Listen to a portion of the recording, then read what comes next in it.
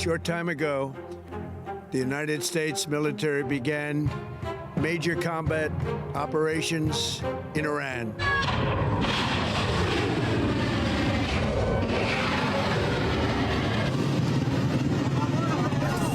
We are facing an act of aggression, and obviously we have every right to defend ourselves.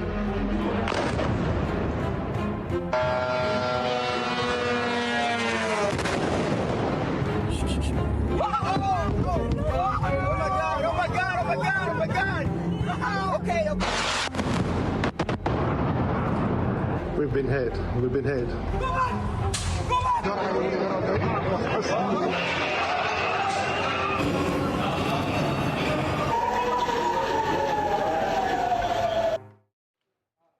History unfolding in the Middle East. The U.S. and Israel carrying out an unprecedented military operation, crippling Tehran's leadership by taking out Iran's supreme leader, along with dozens of other top officials. The devastating blow to Iran's Islamic regime, a result of one of the largest military operations in the history of modern warfare, with 900 U.S. strikes in just 12 hours, using 2 aircraft carriers, 3 destroyers, and B-2 stealth bombers, and striking at least 500 Iranian targets. We've already seen dozens of U.S. military bases targeted with retaliatory strikes as Iran vows revenge.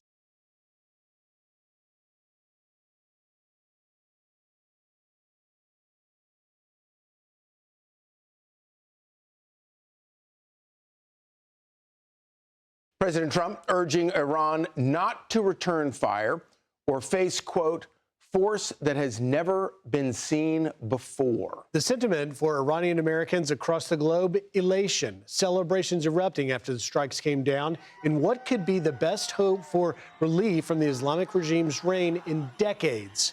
We begin this morning with Jennifer Griffin to walk us through this history-making mission. And good morning, Jennifer. It's really quite remarkable when you look at the total package.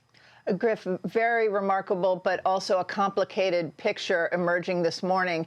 The Iranian leadership that did survive, and there are a few leaders that did survive, the president, as well as Ali Larijani, who's very powerful in Iran, have threatened the U.S. and threatened to attack 27 U.S. bases across the Middle East. And we've been seeing a lot of those missiles flying into neighboring countries.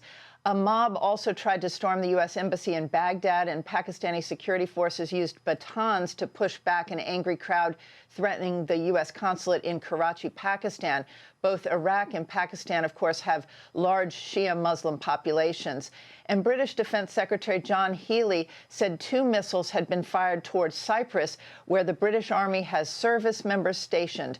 In Tehran, following the announcement of the Supreme Leader Ayatollah Khamenei, there were spontaneous outbursts of celebration on the one hand, but also some crowds chanting today in downtown Tehran, "Death to America." Not clear if these were spontaneous or organized protests, but you can assume that the remnants of the regime and the IRGC will want to present a united front, suggesting that the regime will survive.